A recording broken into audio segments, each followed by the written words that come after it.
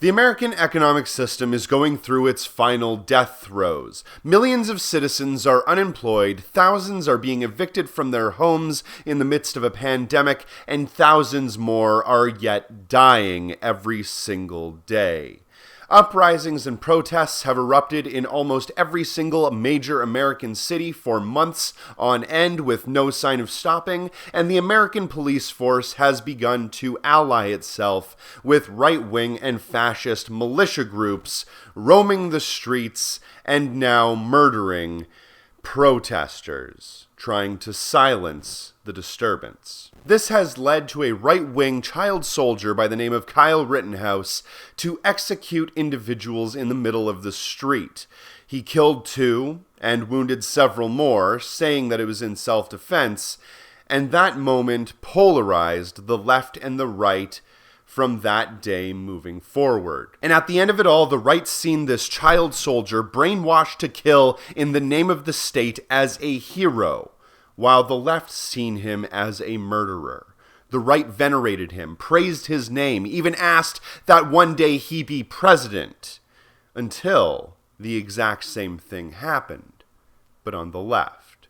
Hi, my name is Aaron, this is my show Reeducation, and today we're going to be talking about the state execution of Michael Reinoehl, a BLM protester, declared himself 100% anti-fascist, and father of 2.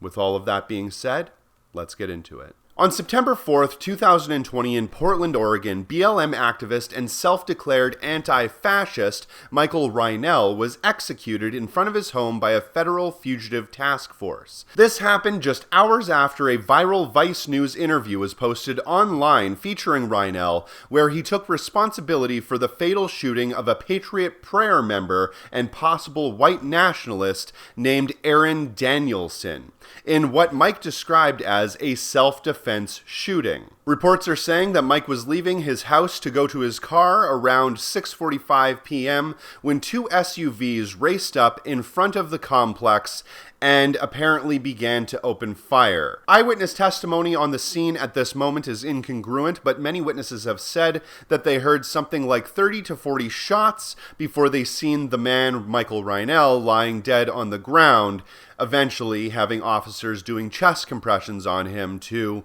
possibly bring him back to life. The police themselves reported that 4 police officers opened fire on Mike, killing him, and they did claim that he had some sort of firearm on him, possibly a rifle, but no evidence has been proven that that is true, and no investigations have shown that a weapon was actually found. Though the retrieval of the weapon has not been confirmed yet, it doesn't mean that it isn't going to be eventually.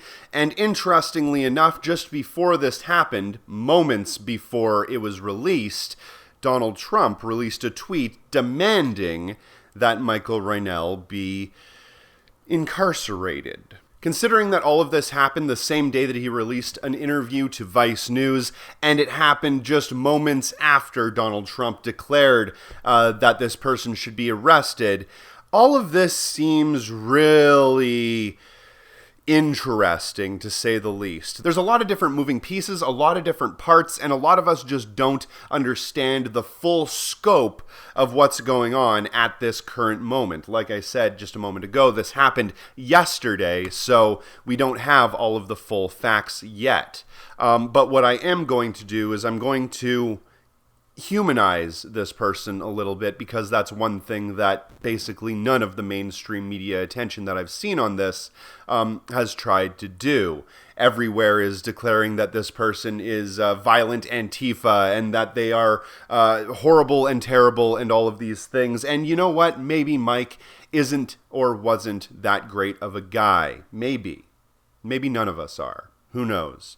But what I do know is that he was really quite well liked by a lot of the protesters that were in Portland, Oregon at the time. So I'm going to read a little bit about what the protesters said about him, and then I'm going to talk a little bit about my opinion, and then hopefully at the end we're going to talk about a little bit of what we can do in this situation and how we move forward. So as Vice News has reported and several other sources have said, Mike did work as a security detail of some capacity during the BLM protests. And I'm going to read a little bit here from the New York Times article that was about him, way down almost at the bottom of the article. It says, as part of the protesters' security team during the demonstrations, Mr. Reinoehl's role included intercepting potential agitators and helping calm conflicts. This is according to several protesters. Apparently, quote, nightly he would break up fights, said one of his friends that were there for a lot of it. He wanted change so badly, he said. His death, he said, would likely inspire others to continue the movement for police reform. Later on in the article, they talk about Reese Monson, a leader in the local protest movement who also helps organize security, who apparently said that all people who helped with security in Portland, including Mr. Reinoehl, were trained on de-escalation tactics. Apparently, he was excellent at that, Mr. Monson said. Mr. Monson said that security designees have been trained to approach potential agitators and politely ask them to leave. They have also been trained to conduct physical removals, but are cautioned to try to avoid such measures because they can cause situations to escalate. Mr. Monson said that Mr. Reinoehl would often come over to discuss how to handle potential agitators appropriately. He was literally a guardian angel, said Teal Linzeth, one of the main organizers of the Portland protests. Quote, he would protect you no matter what. Early on Friday, Miss Linzeth spray-painted a tribute to Mr. Reinoehl on the streets in front of the police precinct where demonstrators were gathered, saying, long live Mike, and the best ally ever. So, clearly, he was known by a lot of the protesters, and clearly, he had quite an effect on them. Now, how exactly do I feel about all of this? Well, the way I'm looking at this is I'm conflicted, right? On one hand, we have this whole Kyle Rittenhouse situation where all of the conservatives and the right-wingers and a lot of the centrists venerated him. They considered him to be an absolute, unequivocal hero. They're doing cosplay of this kid. They're saying that he should be declared the fucking president of the United States.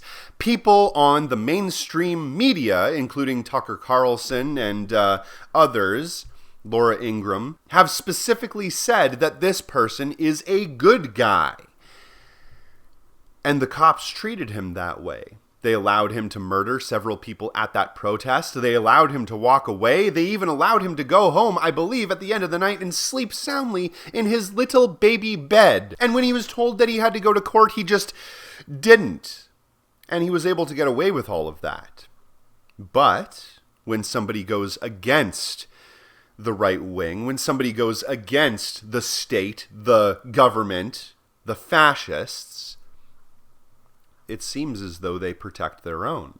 It seems, at least in my opinion, that all of this happened because they wanted to avenge one of their people. They wanted to avenge another one of their brothers. And since Michael Reinoehl, apparently in a self-defense shooting, murdered a Patriot Prayer member, possibly a white nationalist, the police and the state and everyone was on the white nationalist side, on the side of Patriot Prayer, a group that is known for, if anything else, specifically going out to protests and starting conflicts and trying to attack anti-fascists. They are anti-fascists, which, if you know how language works, that means they are, what's the word? Oh, right, fascists. Kyle Rittenhouse was a young child. He was manipulated and convinced and confused by state propaganda and was basically led to do what he did, with everybody in the Blue Lives Matter sphere basically condoning it and saying that it's an amazing, incredible, courageous thing.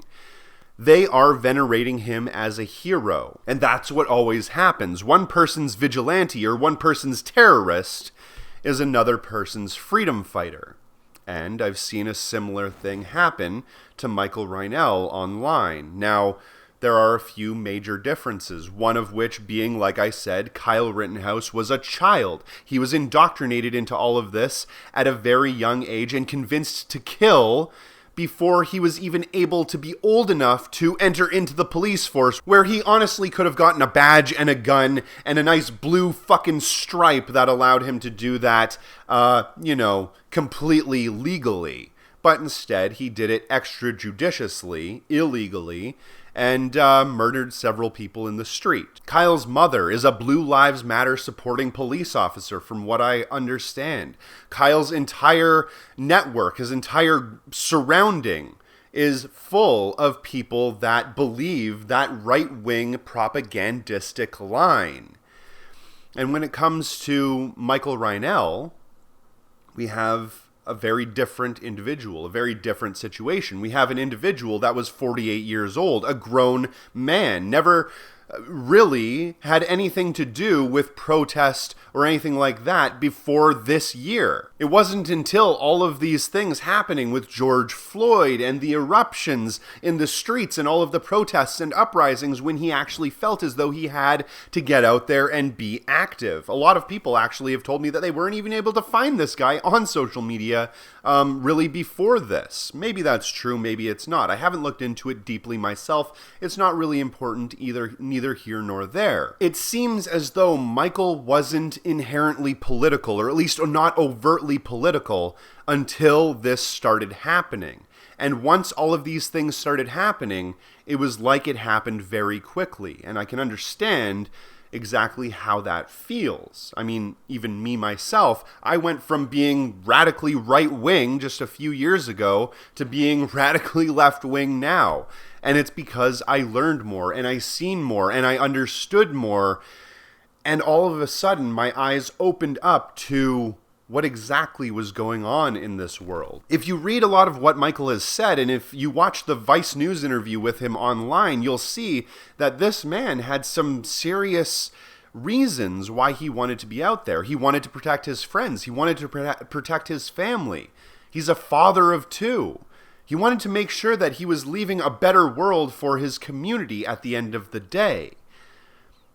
Is that my left-wing bias getting in the way of seeing somebody that murdered another person as being better than they actually are? Maybe. I'm not going to sit here and say that I'm completely immune to bias. I know for a fact that I look at these stories and these issues and I see them through a particular lens. Everybody does. Do I know whether or not Mike was a good guy or not? No, I have absolutely no idea. I don't think a lot of people actually do. Anybody who's saying that he's a horrible individual probably doesn't really know him. And everybody that's saying that he's great and amazing and should be venerated, well, it's still fairly early. We don't know a lot about this guy. But what we do know is that he died doing something that he believed was right. He was executed in the middle of the street by the state, believing that the possible white nationalist patriot prayer member that he killed was deserving of it. He was a bad guy coming down there to do bad things. He stated publicly that this was a self-defense case, and he was afraid to go to the police to talk to them about this because he knew that the police were working with the right-wing militia groups, and we can see that right here in this entire story. It was obvious. They were hunting him. They had a federal fugitive task force looking for the guy, and when they found him, they executed him in the middle of the street. And now it seems as though both sides have chosen their martyrs. We have Kyle Rittenhouse on the right being declared as a hero, and Michael Reinoehl on the left being declared as a hero. Both apparently killing other individuals, probably unarmed individuals in self-defense cases. Both are being praised, both are being cheered, but only one of them was executed in the middle of the state, while the other one was allowed to go home and sleep in his bed. Which says a lot, considering it really shows where the state stands on all of this.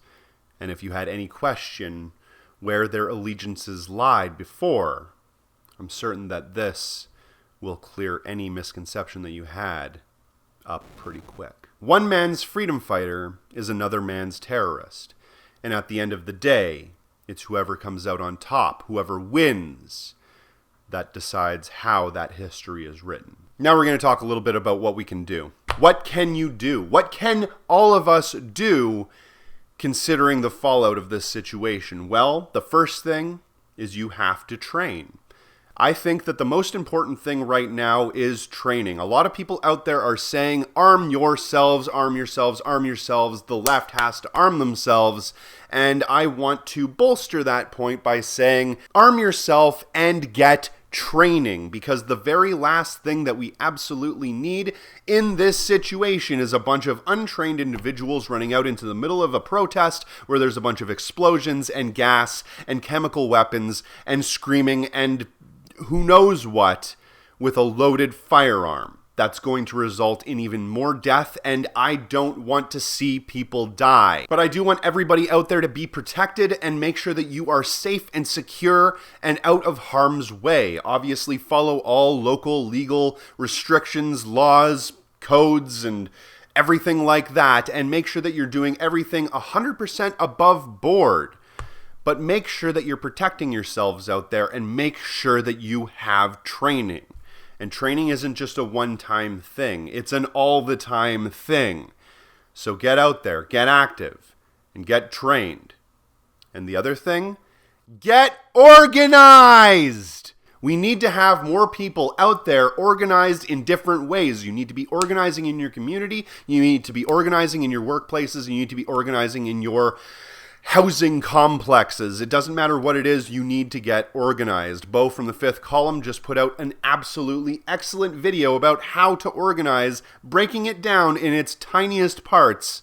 And I'm going to leave a link to that in the description box below. And for God's sakes, please, don't push for a civil war. Don't push for more murder in the streets. The right wing is looking at this like a fucking scoreboard. They're checking off 3-1 now. And I don't like that. I don't think that that's helpful. And it's going to lead us to a place of no return. It's going to lead us to somewhere where none of us want to be. So please, don't just pick up a gun. Pick up a bag of food. Pick up a sandwich and deliver that sandwich to somebody who needs it, and help your communities, help build those community bonds and those community structures, and get organized, because that is the way that we win. You don't win through bullets, you win through bellies. At least that's the way I look at it. If you do get a chance, please check out all of the links in the description box below. Hit the little bell button because you know they are not going to tell you when I release a new video. And make sure you're subscribed, because they're unsubscribing people every single day. Thank you very much for watching. And by the way, I make exclusively anti-capitalist content. That means that advertisers rarely want to touch my shit. And almost every one of my videos gets demonetized, or I have to reduce monetization in some way. So if you can, support me on Patreon. That would be absolutely fantastic, because that's how this channel keeps going. So if you got an extra $1 or $2 to spare each month, please check out the link to my Patreon in the description box below. Thank you very much for watching. Have a nice day.